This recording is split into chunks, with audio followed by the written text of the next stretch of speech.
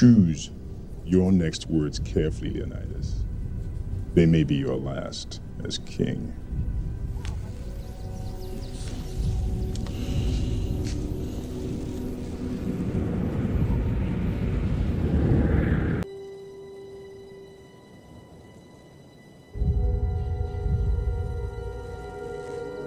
Madness. This is Sparta!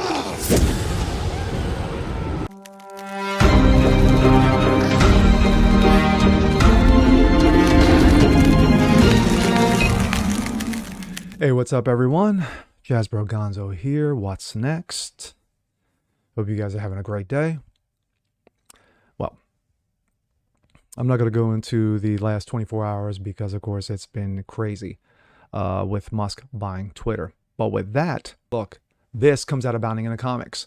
Elon Musk's Twitter buyout may end the culture wars. Never underestimate the man known as Elon Musk, responsible for creating the world's coolest electric vehicles, one-upping NASA on spacefaring technology, and making hilarious marionettes out of congressional Democrats and far-left wokesters. It's official. Twitter is now owned by Elon Musk, 100%, and he's taken it private. What does it mean for the culture wars? Well, quite a lot, as it turned out. In fact, this could be the death blow that traditional liberals, conservatives, and disenfranchised independents have been waiting for, and it couldn't have come at a better time. At the beginning of the year, I theorized previously in Bounding a Comic article that cultural wars would undergo a massive paradigm shift through 2022. It seems my predictions are coming true. Talk about prophecy. And Twitter buyout may end up being Thor's proverbial axe aiming for the head and striking a killing blow. Quite frankly, it's amazing that the day has come to pass, especially since Musk's original bid to take over Twitter was met with a poison pill strategy by the company's board, which sought out to play keep away from all the marbles. Undeterred, Musk soldiered on, upping the stakes in such a way that the board would have to violate their poison pill tactic if they attempted another roadblock. This couldn't come at a more symbolic time, especially in the light of all the crushing body blows and shiners that the left has taken in recent weeks, leaving them dazed and confused. Musk's eye-watering buyout of Twitter is a poetic inverse mirror image of CNN's Plus and its spectacular $300 million faceplant. Could also be said that Twitter's tyrannical board brought upon this themselves, with anti-First Amendment radical CEO Parag Agrawal leading the entire group over the side of a cliff. It's hard to imagine Musk wanting to keep Agrawal on board if in any official capacity, which means he may soon have to find another platform to ply his ugly trade. Musk, for his part, has indicated that he's ready to open the doors to actual free speech and sharing of ideas, as opposed to the leftist stranglehold that permeated the platform for so many years, has only gotten worse over time. He's also been quick to get out in front of detractors, who, many of whom were proclaiming doom and gloom over his takeover. Quote, I hope that even my worst critics, remain on Twitter, because that is what free speech means. He said that moments after the purchase. One of the biggest concerns over Twitter's Orwellian ideological infrastructure was the notion of a future where a major town hall platform worked hand-in-hand with establishment mainstream media outlets to control the flow of information. Indeed, this was looking more and more likely as dissenting voices were targeted and exercised while big outlets were being propped up. In many ways, it would have been a return to the decades of yore, where a handful of politically left-leaning news outlets decided what made a good story and what should be mothballed. In an age of hyper-partisan leftist radicalism, this scenario was far more insidious and grim, extending far beyond just grasping for dollars. As we can see there, those are the guys of Daily Wire. The media felt their control slip away with the rise of independent journalism, driven largely by the likes of individuals like Tim Pool, then the Daily Wire.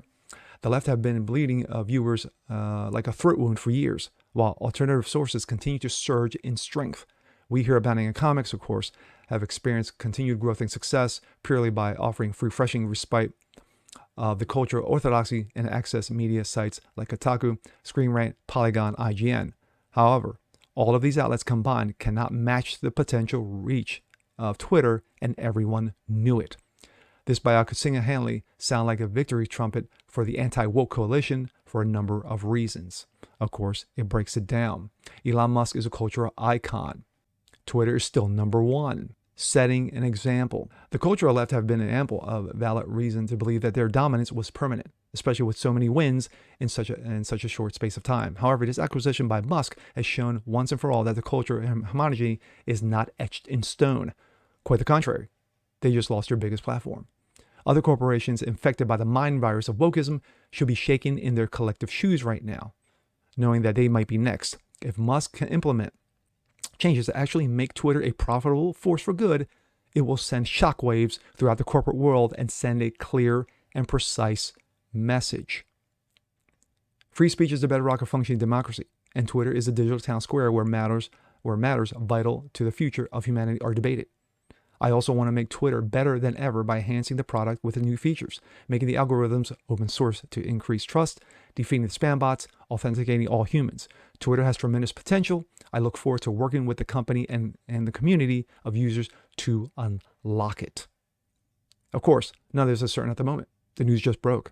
But they're foolish to think that Musk has already formulated a plan to roll out massive changes to Twitter international infrastructure and operations.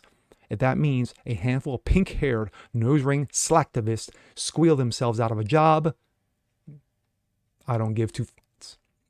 Regardless of what happens, this is a bright and beautiful day, not just for conservative voices, but for every single person around the globe who values the principles of free speech, as opposed to being under the thumb of a woke fundamentalist oligarchy. To those upset by the buyout, we can only mirror their exact words. It's a private company. It can do what it wants. Well said. Well written. I could have went a little bit more detail with a number of the subjects, but I just wanted to get all that out in its proper context.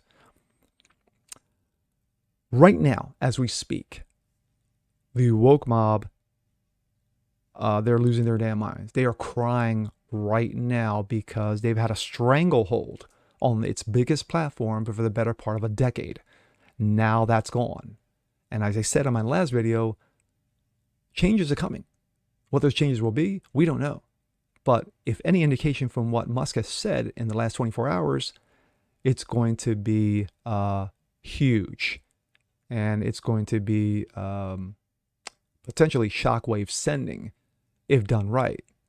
But then again, when you create your own electric car company, you create your own private space company, right now he's Midas. And anything he touches is gold. But it's going to be very interesting.